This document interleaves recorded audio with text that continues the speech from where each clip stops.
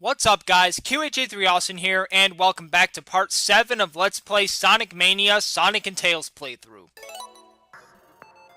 So, we are in Titanic Monarch Act 2, and this level is very weird in terms of its gimmick. And it does have a gimmick for sure. Which you will see after this little, I guess, intro area. Yes, we go up here, and look at this. This is a hub world. We have 4 different locations we can go to.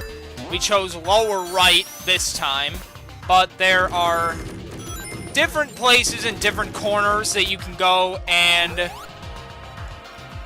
there is no specific order you have to do them in. You can do them in any order you want. Now, you want to definitely go to the right in those spring area. That spring area, you know. Come on, fan. Stupid fan. Oh, my God. Okay, yeah, because going up in that one area leads nowhere. Okay.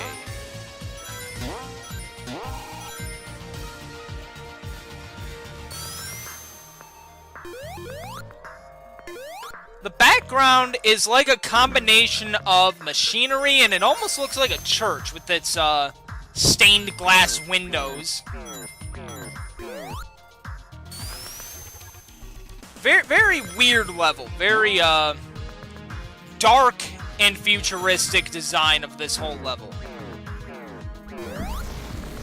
Okay, so lower right is done, and now we're gonna do lower left. Again, it doesn't matter which order you do them in, but it's a really weird level, and it's a long level, too. I mean, combined with the boss fight, this is probably gonna be, like, 7 minutes.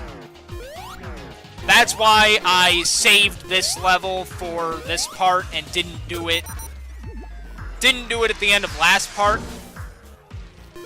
And because I also want to do Egg Reverie. I think that's how it's pronounced. Reverie. R-E-V-E-R-I-E. I'm pretty sure that's how it's pronounced. Alright, get away! Yes, go after Tails. Thank you. Now, the gimmick in this kind of area is that, you see the pink under there? Well, that's like a teleporter in its own right, and if we go into that, it's going to teleport us back to the top of that area, and that's going to waste a lot of time. This right here they brought back from Death Egg Zone in Sonic 3. Don't fall, damn it. I didn't want to fall there. Okay. Come on.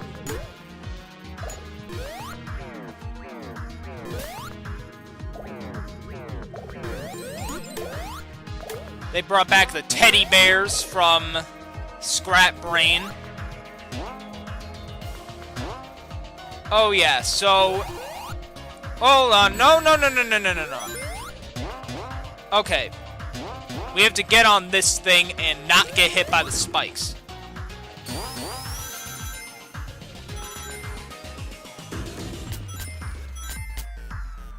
I like how the music has, like, a... I mean, loads of people have pointed this out before, and I think I might have in my review, I can't remember, but the music is almost, like, inspired by, like, 90s fax machines, sort of. It's very weird.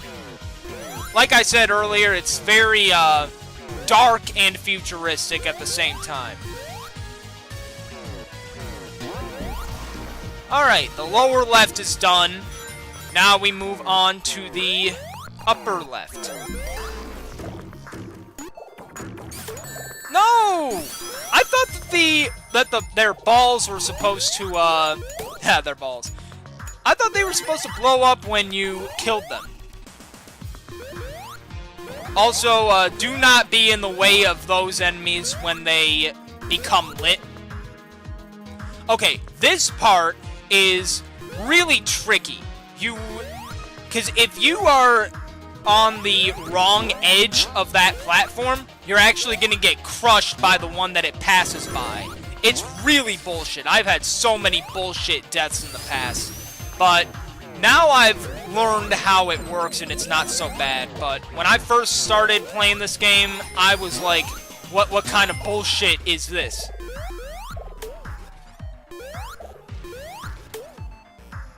Okay. Now another part where crush deaths are definitely possible. But they are not possible this time, because we got past them. Yeah!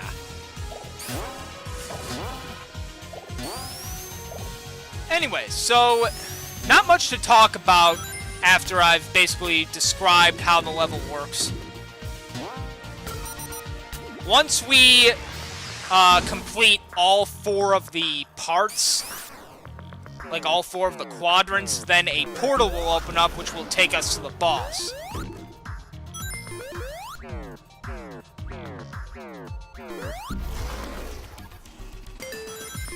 Okay, again, you definitely want to avoid crush deaths here. One wrong move, one wrong placement on the wrong side of the platform, and you are crushed. It's not fun at all.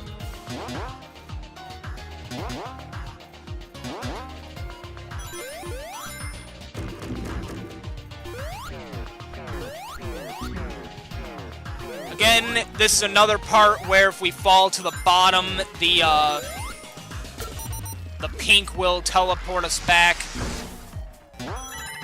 Actually, I'm pretty sure it does there. I never fell there. I just kind of assumed based on the pink floor.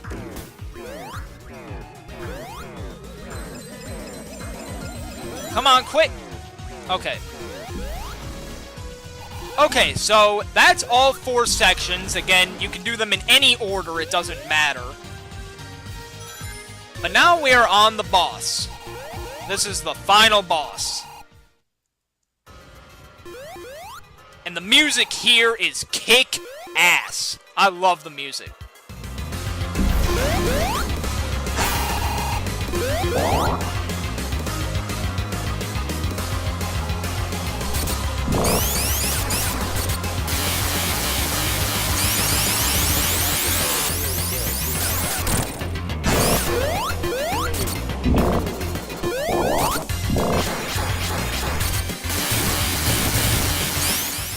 So as you can see, he's got this electricity attack that he does, and he's got the missiles, and he's got this attack, which is really weird.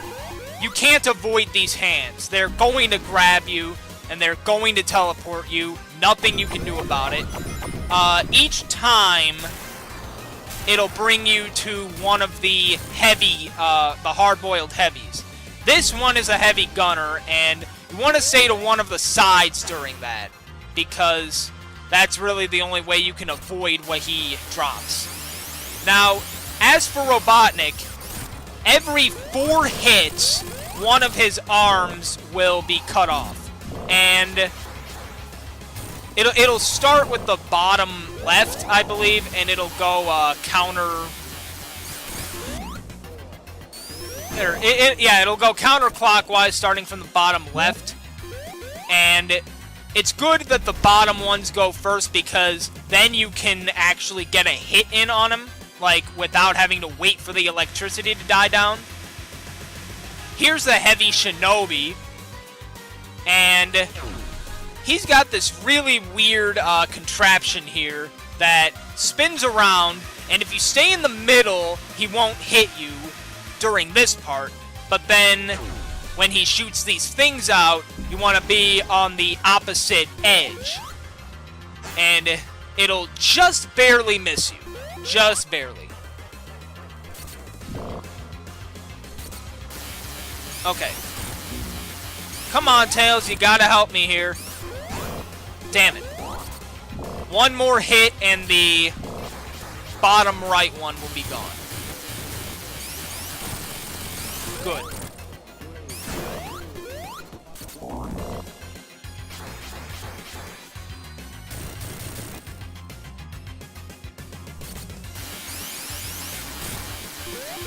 come on, spin dash, you son of a bitch. God damn it. I could have had one more of his arms gone if he had spin dashed.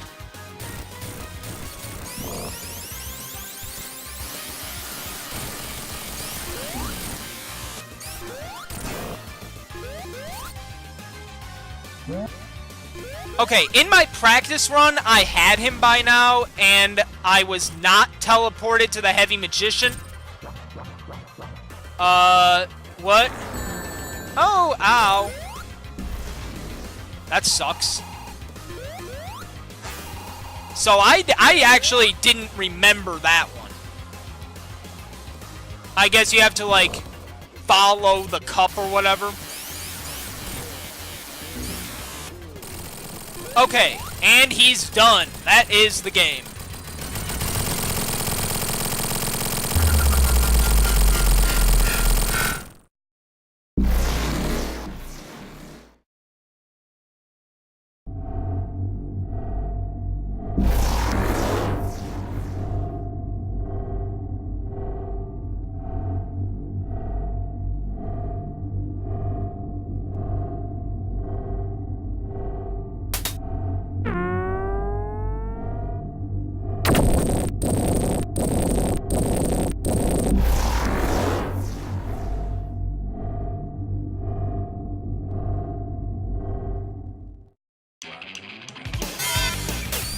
Oh yeah, the Egg Reverie Zone. This is sort of like the Doomsday of this game, I guess, where you can only get here if you have all the Chaos Emeralds. If you don't, then it's gonna be totally different on the ending, which I might show anyway. I might clip that in at the end. But, so this fight we are supersonic, and a little bit of story actually happened, believe it or not. A little bit of a power struggle / civil war between the Heavy King and Dr. Robotnik, where apparently the Heavy King is taking control of the Phantom Ruby for himself, and so I would say this is a little bit of a three-way battle, except it's really not, because despite, you know, the little opening thing with Robotnik and the Heavy King, they don't really attack each other in the actual fight. I mean, I guess the every time you hit one of them, they drop the Phantom Ruby, and it then goes into the hands of the other one. So there is that, but it doesn't really, like, matter much. As for this guy, his energy ball attack is very dangerous because it you have to dodge all of them before you can get a hit in on him. Well, not all of them, but enough of them that the barrier that surrounds him will break up and you can actually get a hit in on him, because if you hit the barrier, then you're just going to bounce off and it's going to do nothing. And as for where this takes place, it's some kind of alternate dimension. You can see the time is going absolutely nuts.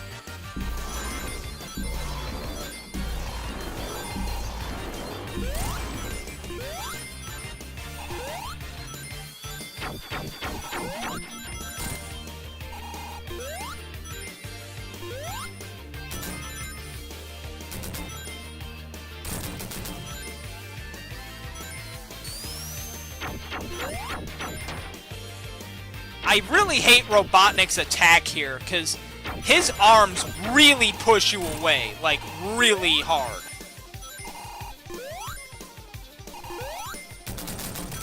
Okay, the Heavy King is done, and now we just have to deal with Robotnik.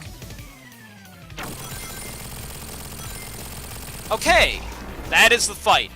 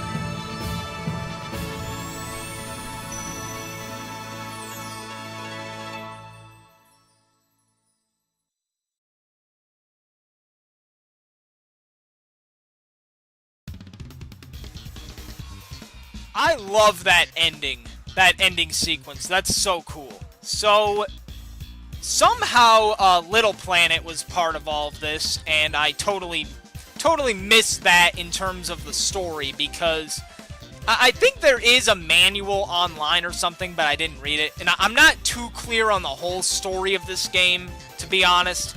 I mean, the story of these old Sonic games isn't really necessary to playing it. It's really just something you read in the manual, usually. I mean, aside from, like, the cutscenes, like the whole power struggle between Robotnik and the Heavy King, there's that whole thing. But, so Sonic went into some kind of portal, kind of warp at the end there, that white tunnel he was in, and now I still haven't played Sonic Forces, but I did read that that portal takes him into the events of Sonic Forces, so in a sense, I guess Sonic Forces is like a continuation of this game, just in that sense, or maybe more, I don't know. But that is Sonic Mania, the Sonic and Tails playthrough. And next we will be doing the Knuckles and Knuckles playthrough, which will be pretty much the same thing except for a few differences here and there. So I'm really going to have nothing to talk about when we get to that. Well, actually, we're doing that, you know, next. So that's really all I have to say. Really, really fun game. Props to everybody you see in this credits list. It's... what a game this is. Really, it captures the feel of the old Sonic games really well. I love it.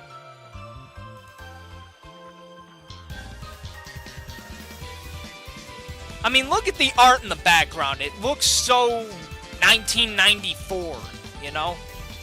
I mean, I was born in 97, but granted, I still consider myself a 90s kid. So, that's really all I have to say about this. I don't know if I want to let the credits go the whole way. I think it is pretty long. You know, what if I think there's a button. Hold on, let me check. Ah, yes.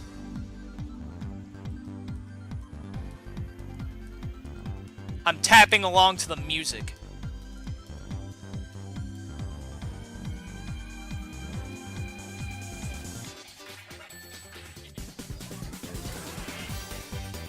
Okay, yeah. Thank you, everybody. Thank you for this awesome game. We do not need to see your names because it's going to take way too long, and I kind of want to just end this video now.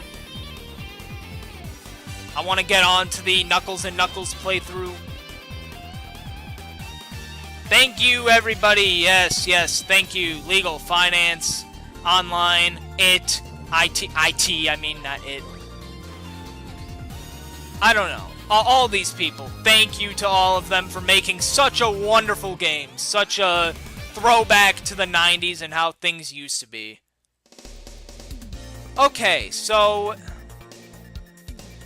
yeah, I talked about all of these modes in the review I did, so we're not really going to cover those. So, thank you for watching the Sonic and Tails playthrough. I hope you enjoyed watching it just as much as I enjoyed making it. And next we will be doing Knuckles and Knuckles, a whole new playthrough of this game. So, thank you for watching. Please like, comment, and subscribe, and I will see you in part 1 of Knuckles and Knuckles. So, until then, peace out.